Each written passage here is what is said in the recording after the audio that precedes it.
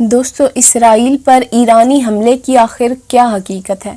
ایران نے اسرائیل پر حملہ کر دیا، یہ وہ خبر ہے جو دنیا بھر میں بریکنگ نیوز کے طور پر چلی اور اب تک اس پر بات ہو رہی ہے۔ ایران کی طرف سے اسرائیل پر حملے میں ایران نے 300 کے قریب بیلسٹک میزائلز، ڈرونز اور کروز میزائلوں کا استعمال کیا، لیکن اسرائیل کے دفاعی فضائی نظام نے ایران کے ڈرونز کو فضا میں ہی ناکارہ بنا دیا۔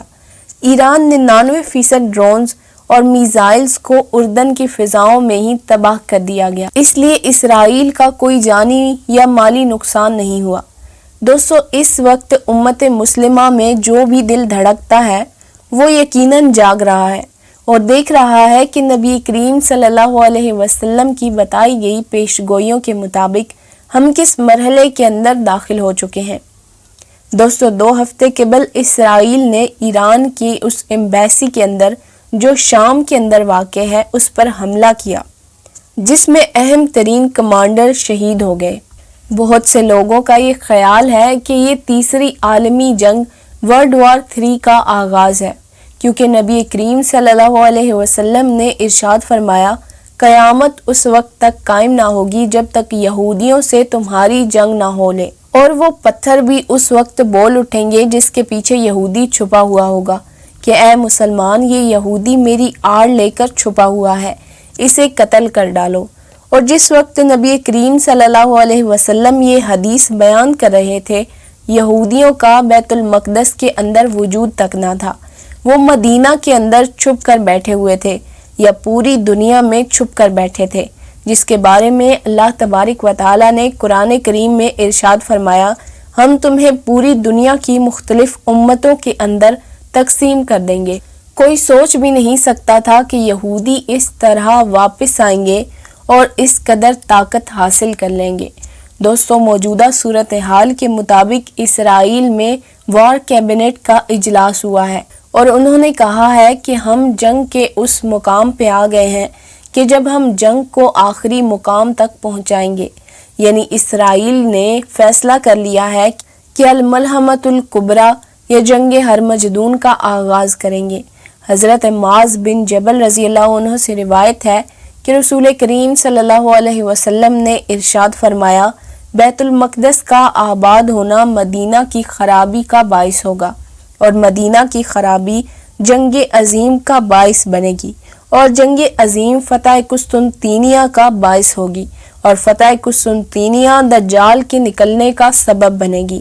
حضرت معاذ بن جبل فرماتے ہیں کہ پھر نبی کریم صلی اللہ علیہ وسلم نے حدیث بیان کرنے والے یعنی حضرت معاذ کی ران یا کندھے پر ہاتھ مار کر فرمایا کہ یہ سب اسی طرح حقیقت ہے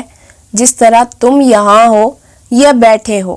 ابن ادریس اپنے والد سے وہ اپنے دادا سے روایت کرتے ہیں کہ حضرت ابو ہریرہ رضی اللہ عنہ فرماتے تھے کہ رسول کریم صلی اللہ علیہ وسلم نے ارشاد فرمایا کہ سب سے پہلے لوگوں میں سے فارس والے ہلاک ہوں گے، پھر ان کے پیچھے عرب والے، یعنی اب ایرانیوں کو تنہا چھوڑ دیا جائے گا، وہ بیچارے لڑیں گے اور اللہ کے ہاں مقبول بارگاہ ہو جائیں گے، اور وہ اسرائیل کے ہاتھوں تباہ ہو جائیں گے، کیونکہ اس وقت پوری دنیا اسرائیل کے ساتھ ہے۔